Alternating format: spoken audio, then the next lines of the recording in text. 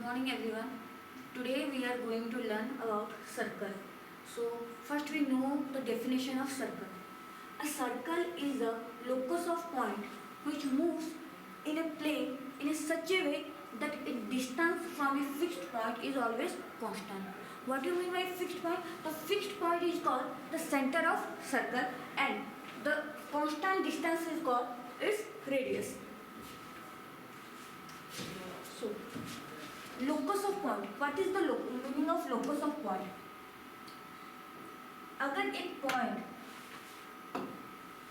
अगर एक fix point के अराउंड कुछ पॉइंट का कलेक्शन ऑफ पॉइंट्स कुछ पर्टिकुलर प्रॉपर्टी सेटिस्फाई करते हैं, जैसे कि इधर सर्कल के केस में हमारा क्या प्रॉपर्टी सेटिस्फाई कर रहा है ना, इस फिक्स पॉइंट से हर एक पॉइंट का जो कलेक्शन है ये क्या होगा ना, सेम डिस्टेंस होगा.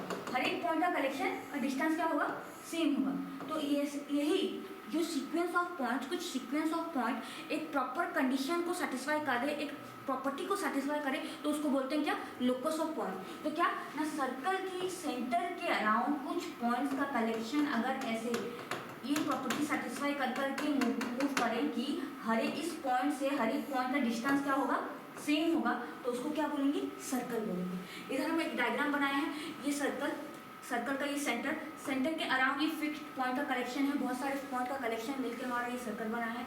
और ये फिक्स डिस्टेंस को क्या बोले हैं हम ना, रेडियस बोले हैं. इस फिक्स डिस्टेंस को हम बोले हैं रेडियस.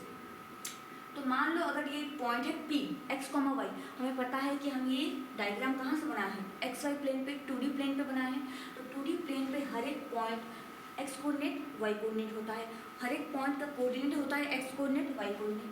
तो मान लो ये सर्कल बनाए हैं जिसका सेंटर है C अल्फा कमा बीटा, और ये कोई भी एक पॉइंट है P x, y. हम इस पॉइंट को इधर से भी ले सकते हैं ऐसे, इसका रेडियस ये P या S ऐसा कुछ भी ले सकते हैं, कहीं पे भी ले सकते हैं. तो मान लो ये एक पॉइंट बनाए हैं,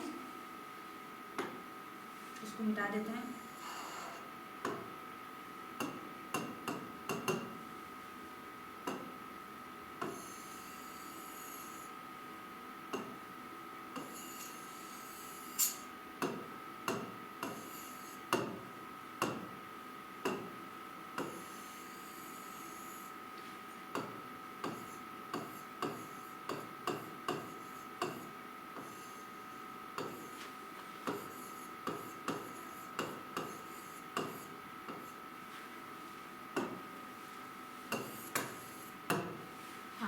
ये सेंटर बना है, सेंटर का पॉइंट है अल्फा कमा बीटा, रेडियस r, ये पॉइंट है P x, y.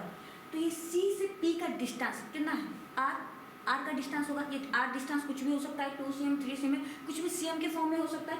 तो ये C से P का डिस्टेंस क्या है ना, r. C to P, C P का डिस्टेंस है r. अच्छा, कोई भी दो पॉइंट का डिस्टेंस हम कैसे फाइंड करते हैं, डिस्टेंस फार्मूला. हमारा डिस्टेंस फार्मूला क्या है, x2 माइनस x1 का whole square plus y2 minus y1 का whole square equal to r.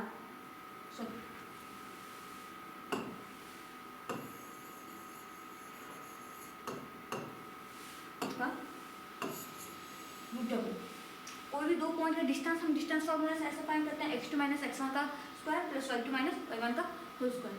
सो मान लीजिए ये पॉइंट क्या है, ये दोनों पॉइंट है CP, इन दोनों का डिस्टेंस हम फाइंड कर रहे हैं कैसे, r.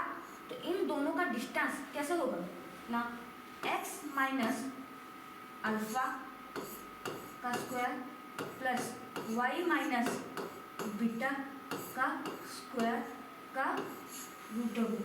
ये है हमारा डिस्टेंस फार्मूला. डिस्टेंस फार्मूला में ये दोनों पॉइंट को पुट करें, इक्वल टू कितना आएगा, रेडियस के बराबर आएगा. ये C से P का डिस्टेंस हम जो भी निकालेंगे वो किसके बराबर आएगा, r के समान आएगा. तो अगर मैं इसको बोथ साइड स्क्वायरिंग कर दूँ, या फिर मान लो ये रूट ओवर उधर चला जाएगा कैंसिल होके, तो ये क्या बन रह जाएगा, x माइनस अल्फा का square plus y minus beta का square equal to r square. ये क्या बना, ये बन रहा है equation of circle when centre and radius are given. जब हमारे पास सेंटर हो एंड रेडियस हो तब हम इक्वेशन ऑफ सर्कल कैसे बनाएंगे ना, x माइनस अल्फा का square plus y minus beta का square equal to r square. इसको और भी जनरलाइज कराया जा सकता है. हमारा इक्वेशन ऑफ सर्कल बना था x माइनस अल्फा का square plus y minus beta का square equal to are square. ये a माइनस बी का होल स्क्वायर के फॉर्मूले में आ रहा है, तो x square plus alpha square minus 2x alpha plus y square plus beta square minus 2y beta. ये आर स्क्वायर को लेफ्ट हैंड साइड ले ले तो minus are square equal to 0। इसको और पर्टिकुलरली अरेंज करके रखिए तो एक्स स्क्वायर प्लस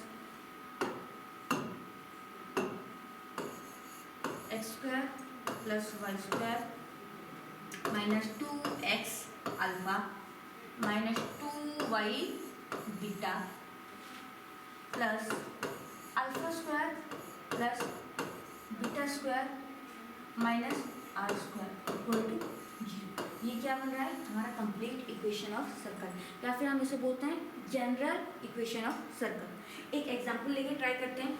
मान लीजिए हमारे पास ये सर्कल है, सर्कल का सेंटर दिया गया है 2, 3, रेडियस दिया गया है 6 और ये कोई भी एक पॉइंट है x, y।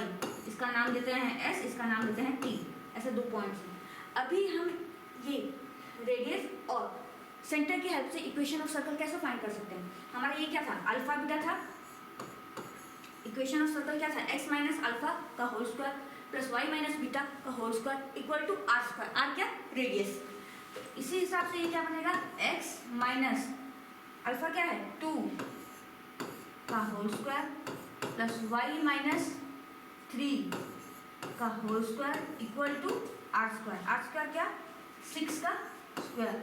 इसको कंप्लीटली ओपन करें a माइनस बी का होल स्क्वायर के फॉर्म में, तो x square plus 4 minus 8x plus y square plus 9 minus 6y। ये इधर आ गया, लेफ्ट हैंड साइड आ गया तो 36, 6 का स्क्वायर 36 इक्वल टू 0। इसको प्रॉपरली अरेंज करें तो ये क्या बन रहा है? X square plus y square minus 8x minus 6y plus 4 plus 9 कितना बन रहा है? 39, sorry 13। 4 plus 9 13 minus 36 equal to 0। इसको कैलकुलेट कर देंगे तो ये बन गया हमारा equation of circle. Thank you.